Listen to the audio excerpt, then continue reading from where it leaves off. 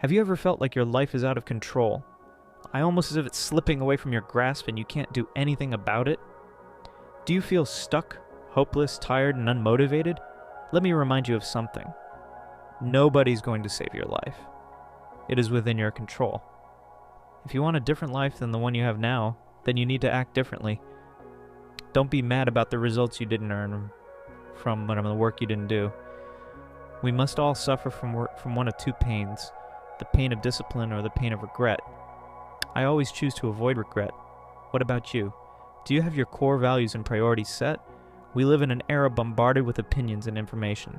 If you keep listening to everyone, you won't have a direction. These days, people don't think critically. When an influencer or a famous person they dislike says something they actually agree with, people often disagree just for the sake of disagreeing. Just because you don't like someone or their core values doesn't mean that every opinion of theirs is wrong. The opposite also applies, and someone you absolutely adore and respect might have opinions that don't align with your values. So how can we filter out the information we need? The answer is by having core values. Your filter should be your values. You need to have your priorities set. We lose time on unnecessary things when we don't have our priorities in order. For example, you won't smoke a cigarette just to fit in if your health and relationships are your priorities. If you don't actually enjoy smoking, and if the people around you would judge or push you away just because you don't act like them, then that's proof your priorities should focus on health and healthy growth in relationships. If your priorities are set on comfort and ignorance, it's more comfortable to smoke 1 or 2 cigarettes than to say no to people. It feels good to fit in, but it takes courage to say no and actually do what you believe in. It's ignorance because the people around you only accept you because you act like them. Trust me, I know how hard and uncomfortable it is to say no to people. I remember that even when I was 14, everybody around me was smoking. I was often offered cigarettes, but I always said no. First of all, I don't enjoy smoking and don't see any benefit in it.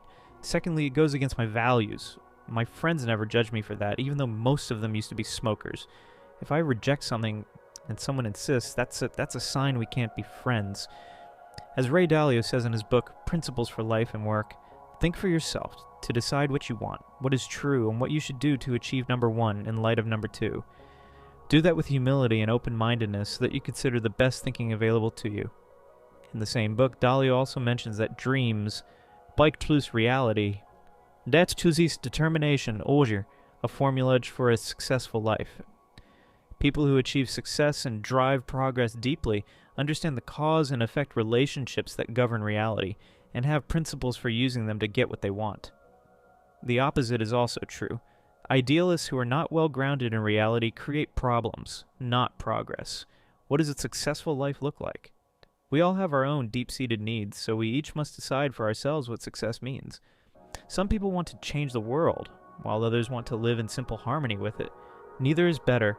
Each of us needs to decide what we value most and choose the paths we take to achieve it. Take a moment to reflect on where you are on the following scale. Think about where you should place yourself. The personal evolutionary process consists of 5 distinct steps. If you can do these 5 things well, you will almost certainly be successful. Here they are in a nutshell. Have clear goals. Identify and don't tolerate the problems that stand in the way of achieving those goals. Accurately diagnose the problems to get at their root causes. Design plans that will get you around them. Do what's necessary to push these designs through to achieve results. I don't want a mediocre life, I want an extraordinary life, and I want to provide the same for future generations. I'm not chasing success only for myself, but for my family and for those who come after me. I don't want them to face the same struggles I have. Even if they encounter problems in life, I want them to have high-quality problems. If you share the same goals and mindset as I do, we need to escape mediocrity. When it comes to creating habits, it's important to remember that your habits are shaped by your values. Depending on your core values and principles, your habits will take form. I categorize my habits into 3 main areas: habits for the mind, habits for the body, and habits for life. Habits for the mind. These habits help you keep your mind healthy and focused. They include reading, writing, practicing gratitude, and visualization. I'm currently working on developing a meditation practice as well. One way to develop the habit of reading is to set aside time each day specifically for it. This can be in the morning, during a lunch break, or before bed. Personally, I prefer reading before bed. Writing is another habit that can be practiced daily, weekly, or even monthly. Whether it's journaling or creative writing, like drafting scripts for videos, writing helps organize your thoughts. Practicing gratitude involves taking a few moments to reflect on what you're thankful for. Whenever something bad happens in my life, I remind myself that I'm living the dream life I fantasized about a couple of years ago. I recall this quote, "We did not come this far to break down and lose now. I'm a winner, and I'm going to win." Visualization is another powerful habit. It involves imagining your goals and dreams as if they have already been achieved. This programs your brain to recognize and attract the resources needed to achieve your dreams. It activates the law of attraction, drawing into your life the people, resources, and circumstances required to succeed. Even before I understood what manifestation was, I naturally practiced visualization as a child. I visualized every single one of my goals precisely, down to the smallest detail of my life in the next 10 years. For the past 3 years, every goal I've set for myself has become a reality. Habits for the body. These habits keep your body healthy and energized. They include exercise, healthy eating, proper sleep, and an often overlooked but crucial aspect: rest. Many people in hustle culture neglect the importance of sleep. I want to remind you that you want to improve your life and be successful in various areas, but you should never sacrifice your sleep. Instead of waking up at 6 a.m. and only getting 6 hours of sleep, wake up at 8 a.m. and ensure that you get enough rest. Without proper rest, critical thinking becomes difficult, creativity suffers, and efficiency is reduced no matter what. Prioritize your sleep. Investing time in it is definitely worthwhile. Don't wake up at 5 a.m. Just for the sake of waking up at 5 a.m., your routine should feed you. You should not be slave to your routine. For the habits for life, here are the 5 most important habits: networking and building real relationships, giving back to family, planning and setting goals, learning new skills, and managing your time. Time is your most valuable asset, and we need to know how to use it. Giving back to family, remember where you come from. Your family shapes you, supports you, and stands by you in times of distress. I believe in giving back their love and care in whatever way I can. It's not about the materialistic gifts, but dedicating quality time, being there when they need me, and expressing my gratitude for their unwavering belief in me. Another very important one is learning new skills. You either evolve or die. Whether it's learning a new language, new software, or simply a new way of thinking, it's about broadening our horizons and stepping out of our comfort zone. Creating a comfort zone outside of my comfort zone is something I regularly try to practice. Time is our most valuable asset. If you're young, you're a time millionaire. I've heard this countless times from wealthy people. When I was 20, I wanted to be a millionaire. Now that I'm a millionaire, I want to be 20. Without a proper system, if you're working hard, burnout is inevitable. Time management is a skill that should be taught early in life. We're spending and exchanging our time every minute of our days. Here are a few signs that might indicate you're currently managing your time poorly. You're constantly late for meetings and missing deadlines frequently. You're easily distracted and wasting time. You have difficulty saying no and repeatedly accept new demands without thinking. You have a hard time making decisions and setting your priorities. If you're saying yes to those, we need to learn how to manage our time. I'm not going to say the classic, we all have the same 24 hours, because I think it's a myth. We all do have 24 hours, yes, but a millionaire can delegate the majority of their tasks by hiring someone, and they can focus on what they want, while you need to do everything on your own. The more money you have, the more freedom you will have. Subtracting the time we spend sleeping, working, and doing other life maintenance chores, there's only a little time left to spend on leisure, personal growth, and side projects. An American survey showed that the spare time could be around 5 hours per day or less for adults. These 5 hours will determine whether we will succeed or not. Never complain about your situation. Only take action. Do whatever you can to change your circumstances, because complaining's not going to get you anywhere. Before getting started, understand your current situation. Whenever we are trying to solve a problem, the most crucial step in the beginning is understanding where you are. Depending on where you are, the advice you want to listen to is going to be different. A time audit is a great way to understand how you're distributing and spending your time. Write down every activity of your days, from waking up to sleeping. Track and monitor your time for a few days, and over 2 to 3 days, track each activity from start to finish.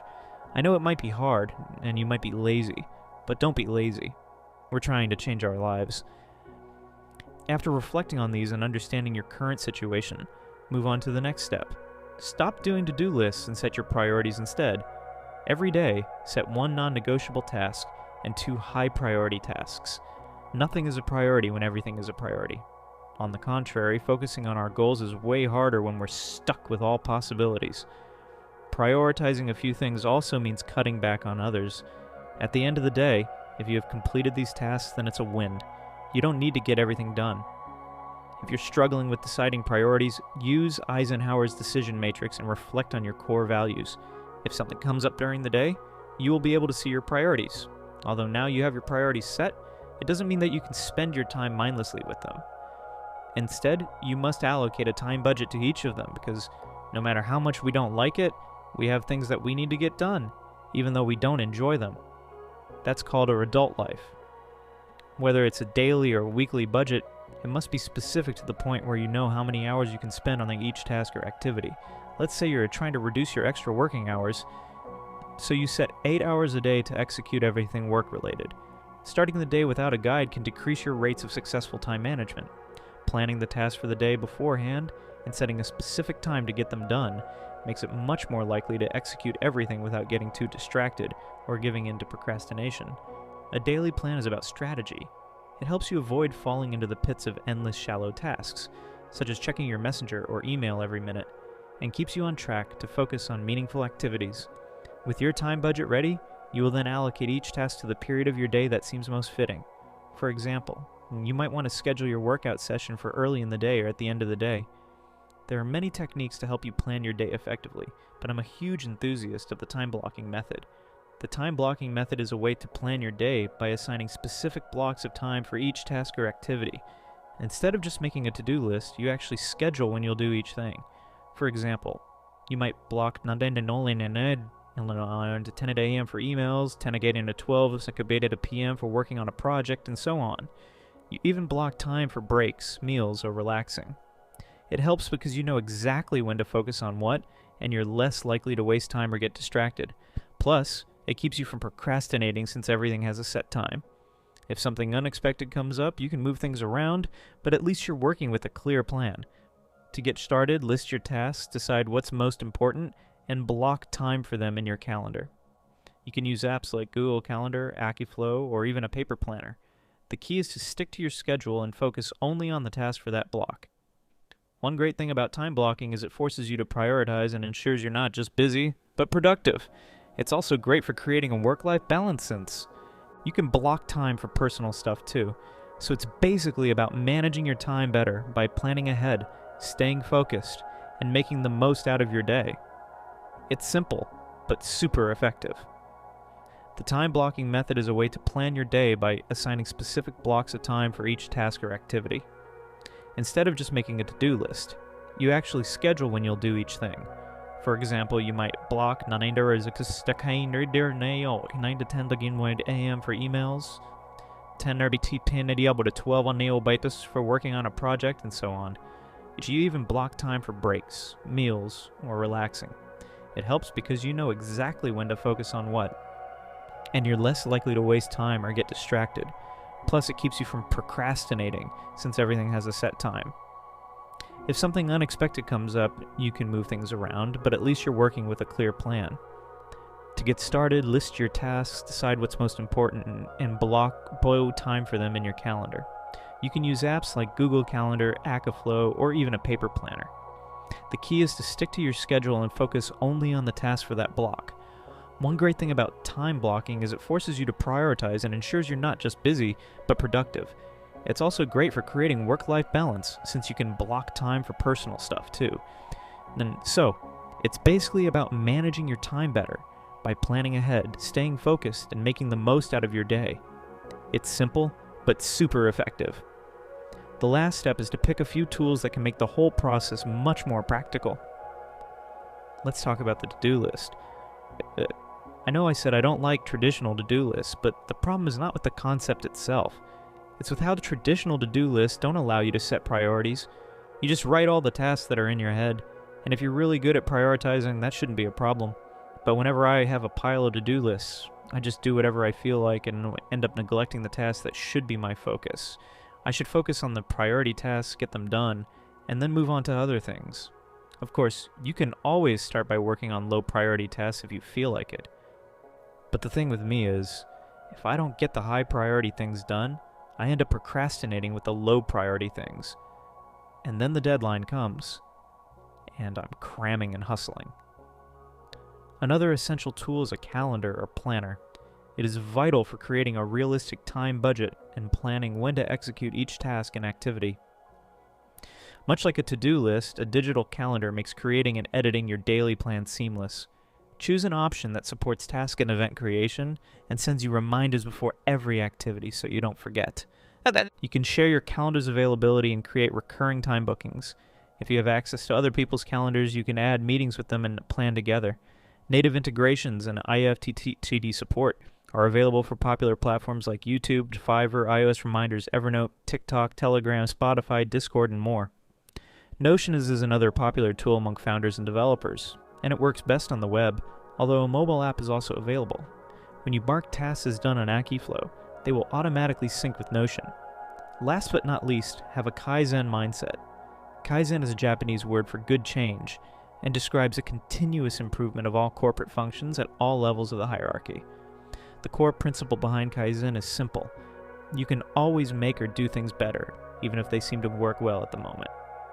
All problems should be seen as opportunities to improve. In Kaizen, it doesn't matter whether the change happens at once or gradually, whether the change is big or small, as long as it's a change for the better. In the book Atomic Habits, James Clear explains that improving by just 1% every day may not always seem noticeable, but it can be extremely significant in the long run. The concept is simple. If you become 1% better every day for a year, you'll end up 37 times better than you were at the beginning. When you look at yourself in the mirror every single day, ask yourself, did I get better today? If the answer is yes, keep going. If the answer is no, reflect on what you're doing wrong, make adjustments, and keep moving forward. See you next time.